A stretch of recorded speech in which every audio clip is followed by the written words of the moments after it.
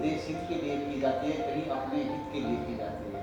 लेकिन राजनीति का जो असली उद्देश्य होना चाहिए वो बहुत कम लोग समझ पाते हैं, और जब समझ में आ जाता है तो अपनी राजनीति की ऐसी ज़मीन तलाशने की कोशिश करते हैं कि जिससे एक देश हित की बात की जाए। आज इस प्रोग्राम में आज मेरे मेहमान हैं योगेंद्र सिंह चौहान जी। योगेंद्र जी, ओके भाई, स्वागत है आपका। धन्यवाद आपका। योगेंद्र जी, जो राजनीति दलों की जो परिभाषाएं हैं वो शायद आपको समझ नहीं आई कि आपने एक राजनीति की नई ज़मीन तलाश ली।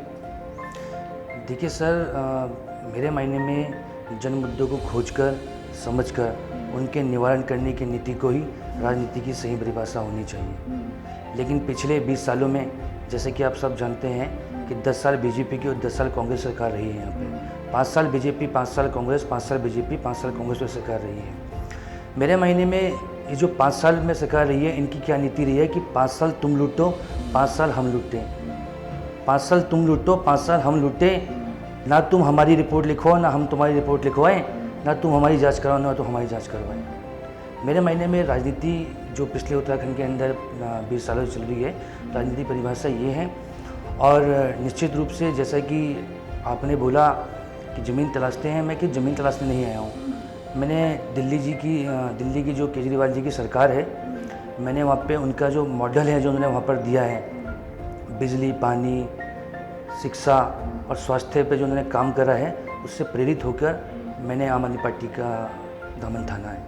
अच्छा, ये जो राजनीति है, राजनीतिक आप इसको एक दलदल मानते हैं जो पुराना अपना वक्त है और जो गुजरा है, कभी उससे कुंठा हुई है मन में? सर, आपने कहावत सुनी होगी, worst people are elected when wise people do not cast their vote. एक उनके लिए है कि जो पढ़े लिखे लोग होते हैं अपना वोट नहीं डालेंगे ना, तो जो बेकार लोग होते हैं वो बन जाते हैं। मेरे फेसबुक पे, मेरे व्हाट्सएप पर लिखा हुआ है, अगर आप पढ़ेंगे इस बात को, जो मैंने आपको बोला कि worst people are elected when wise people considered, तो यही है, इसके अलावा तो कुछ नहीं। नहीं, अब जिस सर्किल से आप आए हैं जी एक राष्ट्रीय पार्टी थी जी और जो बीता हुआ वक्त था जी। उससे कुंठित होकर आप आए हैं जी। तो आगे अपने मन में क्या कुछ चल रहा है कि मैं ये सब कुछ करूं, क्योंकि ज़्यादातर राजनीति की परिभाषाएं बदलती रहती हैं। जैसे मैंने पहले भी कहा कि कहीं देश हित की बात होती है, कहीं अपने हित की बात होती है, तो इसमें कौन सा हित छुपा हुआ है? देखिए अकील भाई, मेरा कोई हित नहीं है इसमें। मैं आपको बताऊं, मैं मर्चेंट नेवी नेविगेशन ऑफिसर रहा हूँ। ठीक है, मैं डीएससी हूँ, मर्चेंट नेवी नेविगेशन ऑफिसर रहा हूँ, पूरा देश दुनिया देखकर यहाँ पर आया हूँ। मुझे राजनीति से कोई प्रलोभन नहीं है। मैं उन युवाओं में से नहीं हूँ कि राजनीति में जाकर मैं कुछ दलाली कर लूँगा, पैसे कमा लूँगा। आप मेरे बारे में जानते हो, कोई भी एक आदमी पूरे उत्तराखंड के अंदर, देहरादून के अंदर कोई नहीं कह सकता कि योगेंद्र चौहान ने हमसे 1 रुपया लिया अपने पैसे कमाने के लिए।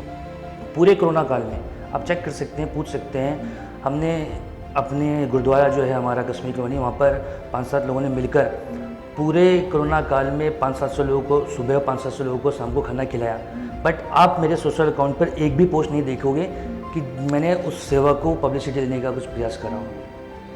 तो आपका क्या वो सिद्धांत है जो अक्सर बड़े बड़े पूर्वज कहते हैं कि दान एक हाथ से दो, दूसरे हाथ को? बिल्कुल बिल्कुल बिल्कुल बिल्कुल बिल्कुल, मैं आपकी बात से सहमत हूँ। यही होना चाहिए। देखिए राजनीति में बहुत सारी चीज़ें होती हैं। आदमी समाज की सेवा के लिए आता है, उसके बाद वो धीरे धीरे पार्षद बन जाता है, फिर वो कहता है मैं विधायक बन जाऊँ, फिर वो मंत्री बन जाऊँ।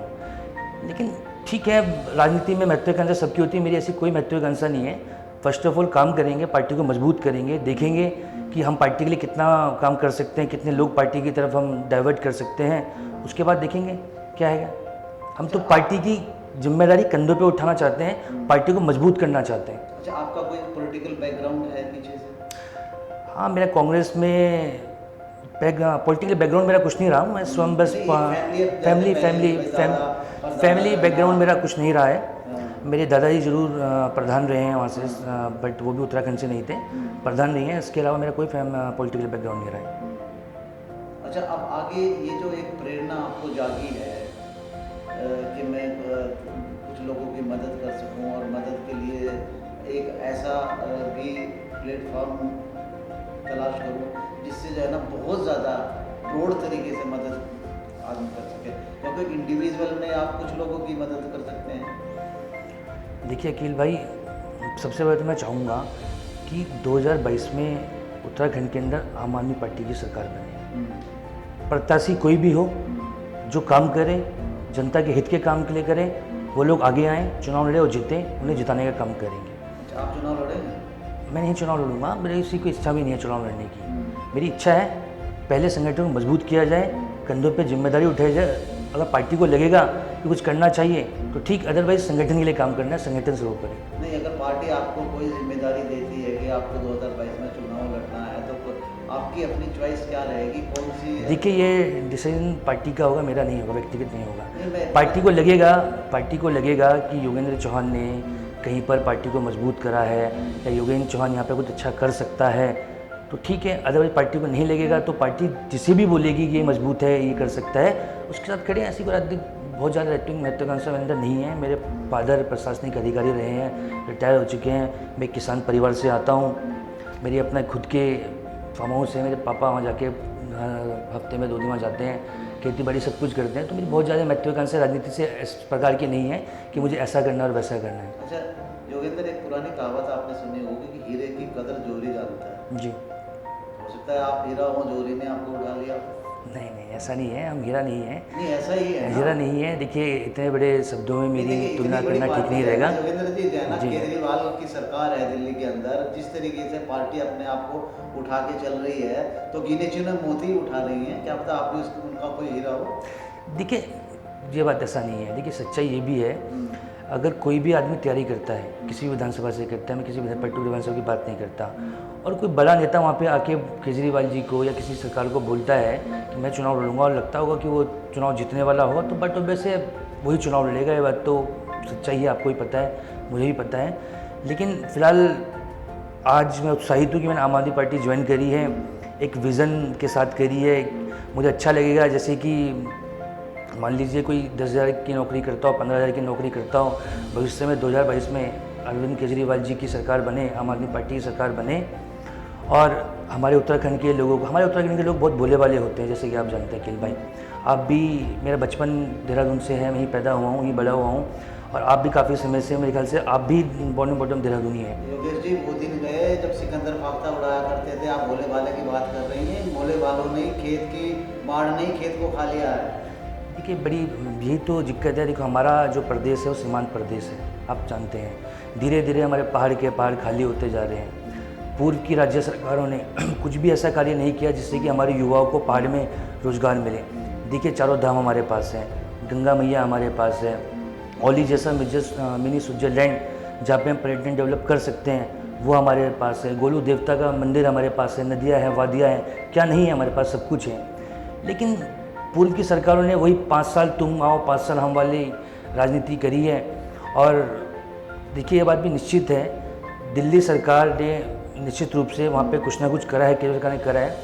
अदरवाइज़ अगर बात मुनाफाखोरी की थी कि भाई मुफ्तखोरी की थी, तो केंद्र सरकार द्वारा भी तो बहुत सारी मुफ्त योजनाएं चलाई गई थी। अटल आयुष्मान योजना थी, किसान पेंशन योजना थी, और भी बहुत सारी योजनाएं हैं जो चलाई गई थी। अगर ये बेसिकली जो योजनाएं थी, ये जन मुद्दों की योजनाएं नहीं है, ये प्रलोभन वाली योजनाएं नहीं है। लेकिन निश्चित रूप से दिल्ली की जनता को लाभ मिला है। जो आदमी 15,000 रुपये कमाता था, उसका 1,000 रुपये का बिजली का बिल माफ़ हुआ, वो खुश हुआ है। उसका 1,000 रुपये का पानी का बिल माफ़ हुआ, वो खुश हुआ है। उसका बच्चा 500 रुपये में आज सेंट जूड जैसी, बैटलियन जैसी शिक्षा पा रहा है, वो खुश हुआ है। लेकिन भाजपा के बहुत से नेता तो कहते हैं कि मुफ्तखोरी की आदत डाल दी केजरीवाल ने। ऐसा है, मैं भाजपा के दोस्तों से पूछना चाहूँगा, अटल आयुष योजना, गैस सब्सिडी योजना, किसान पेंशन योजना क्या है? ये भी तो मुफ्तखोरी योजनाएं हैं, बट ये लोग दिखावे हैं। आप समझते हो ना, हाथी के दांत दिखाने के और खाने के कुछ और होते हैं। तो बेसिकली ये लोग दिखाने वाले दांत है, खाने वाले दांत नहीं है। अच्छा, एक आखिरी सवाल है। जी। थोड़ा सा कम है। आप एक युवा हैं, जी।